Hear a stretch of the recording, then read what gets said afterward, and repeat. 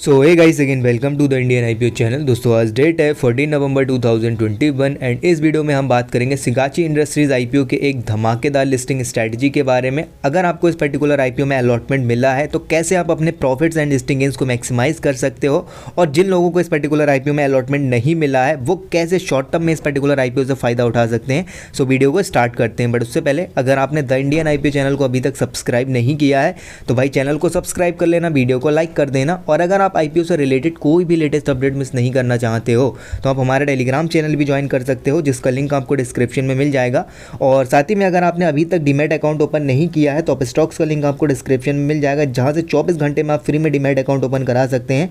Then upcoming IPO में allotment के chances बढ़ा के लिस्टिंग गेन्स का फायदा उठा सकते हैं। चलिए तो कल 15 नवंबर को ये आईपीओ शेयर मार्केट में लिस्ट होने वाला है, और अगर आज बात की जाए 14 नवंबर को इसका क्या ग्रे मार्केट प्रीमियम देखने को मिल रहा है, तो आज जो इसका ग्रे मार्केट प्रीमियम देखने को मिल रहा है 230 रुपीज़ का देखने को मिल रहा है। So according to this grey market premium आपको इस पर्टिकुलर आईपीओ में 20,000 प्लस तक का लिस्टिंग गेन्स देखने को मिल सकता है। अब यहाँ पर दो टाइप के लोग आते हैं। पहले वो आते हैं जिन लोगों ने इस पर्टिकुलर आईपीओ में केवल और केवल लिस्टिंग गेन्स के लिए ही अप्लाई किया था, चाहे कुछ भी हो जाए मुझे लिस्टिंग गेन्स वाले दिन अपना प्रॉफिट जो है वो लेकर निकलना ही है।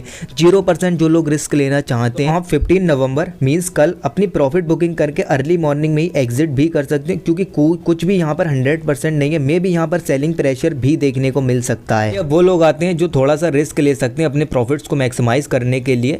जो लोग 5 डेज या 10 डेज के लिए इस पर्टिकुलर आईपीओ के शेयर को होल्ड करना चाहते हैं तो उनके लिए सजेशन होगा लिस्टिंग डे वाले दिन का जो भी लो होगा उससे थोड़ा सा नीचे 5 पॉइंट्स या 10 पॉइंट्स नीचे आप अपना एसएल लगाकर इस पर्टिकुलर आईपीओ के शेयर्स को 5 या 10 डेज के लिए होल्ड कर सकते हो अपने प्रॉफिट्स को मैक्सिमाइज करने के लिए। तो आपको ये तो करना है, लेकिन क्यों करना है अब जरा उसकी बात करते हैं यहाँ पर। ओके, अब जरा आप यहाँ पर ध्यान दीजिए। QIBs के लिए जो यहाँ पर शेयर्स रिजर्व रखे गए थे वो कितने थे 3.8 मिलियन, और NII के लिए जो शेयर्स यहाँ पर रिजर्व रखे गए थे वो कितने थे 1.1 मिलियन, और रिटेलर्स के लिए जो यहाँ पर शेयर्स रिजर्व रखे गए थे वो कितने थे 2.6 मिलियन।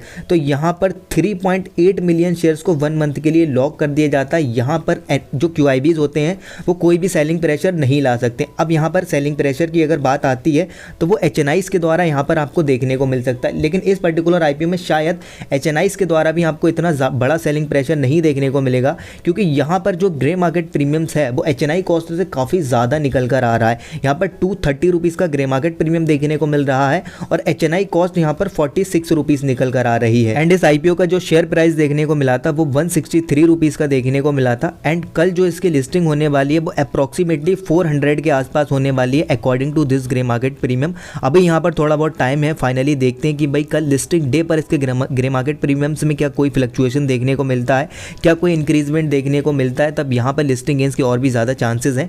और भाई अगर HNIs की बात की जाए तो HNIs को यहाँ पर इसका जो एक शेयर पड़ेगा वो 210 का पड़ने वाला है, और रिटेलर्स को यहाँ पर जो इसका एक शेयर पड़ेगा वो 163 का पड़ने वाला है। तो यहाँ पर HNIs को जो है यहाँ पर प्रॉफिट देखने को मिलेगा। कभी कभी ऐसा होता है कि भाई HNI कॉस्ट जो है वो ग्रे मार्केट प्रीमियम के बराबर या उससे ज़्यादा हो जाती है, तो यहाँ पर HNIs को लॉस देखने को मिलता है। तो HNIs लिस्टिंग डे पर सेलिंग प्रेशर ला सकते हैं, क्योंकि HNIs ने तो यहाँ पर इस इंटरेस्ट पे पैसा उठाया है ना NBFC कंपनी से इस पर्टिकुलर आईपीओ में अप्लाई करने के लिए। तो HNIs नहीं चाहते कि उन्हें फर्दर लॉस हो, तो भाई HNIs लिस्टिंग डे पर उस केस में यहाँ पर सेलिंग प्रेशर ला सकते हैं, लेकिन इस केस में सेलिंग प्रेशर नहीं ला सकते हैं, क्योंकि HNIs को भी इस पर्टिकुलर आईपीओ में एक बढ़िया जो है प्रॉफिट देखने को मिलेगा। तो यहाँ पर QIBs के लिए 1 मंथ के लिए शेयर्स लॉक हो जाते हैं। HNIs की साइड से यहाँ पर कोई हैवी सेलिंग प्रेशर देखने को मिलेगा नहीं।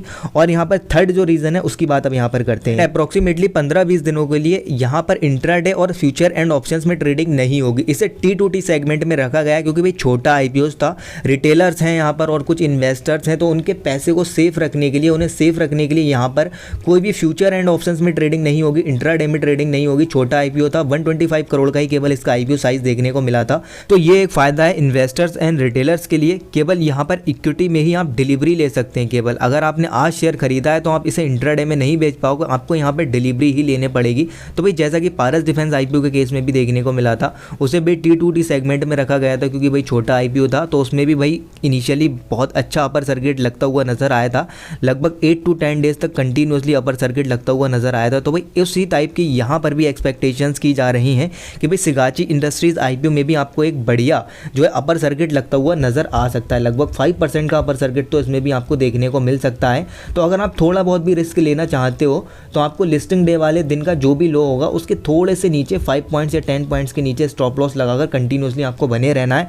लगभग 7 to 8 डेज तक तो यहाँ पर बने ही रहना है, लगभग 1 वीक तक तो आपको यहाँ पर बने ही रहना है। और अगर बात की जाए लॉन्ग टर्म की, तो भाई लॉन्ग टर्म के लिए तो डेफिनेटली आपको इसके फंडामेंटल्स चेक करने होंगे, इसका business cycle, business model, financial health कैसी है, कंपनी अपने कॉम्पिटिटर से क्या अलग करती है, ये सारी चीज़ें आपको चेक करनी होंगी, तभी आप यहाँ पर लॉन्ग टर्म के लिए होल्ड कर सकते हो। अगर आपको इसका बिजनेस समझ में आता है, आपको इसमें फ्यूचर ग्रोथ लगती है, डेफिनेटली आप इसके शेयर्स को लॉन्ग टर्म के लिए होल्ड कर सकते हो। अगर आपको इसका बिजनेस ही नहीं समझ में आता है, आपको नहीं पता है कि भाई इसकी बिजनेस साइकिल क्या है, बिजनेस मॉडल क्या है, तो आपको यहाँ से एग्जिट करना ही ठीक होगा। आपको इसके बिजनेस को पहले समझना होगा, तभी आप यहाँ पे लॉन्ग टर्म के लिए होल्ड कर सकते हो। जिसके रिगार्डिंग एक वीडियो बना भी रखी है कि भाई इसका बिजनेस मॉडल क्या है, बिजनेस साइकिल क्या है, फाइनेंशियल हेल्थ क्या है, अपने कॉम्पिटिटर से ये कंपनी क्या अलग करती है, चाहे तो आप वो वीडियो भी देख सकते हो ना। दोस्तों इस वीडियो को यहीं पर क्लोज करते हैं। आई होप आपको समझ में आया होगा कि शॉर्ट टर्म में आपको क्या करना है, जिन लोगों को केवल लिस्टिंग गेंस ही चाहिए उन लोगों को क्या करना है और लॉन्ग टर्म वालों को क्या करना है।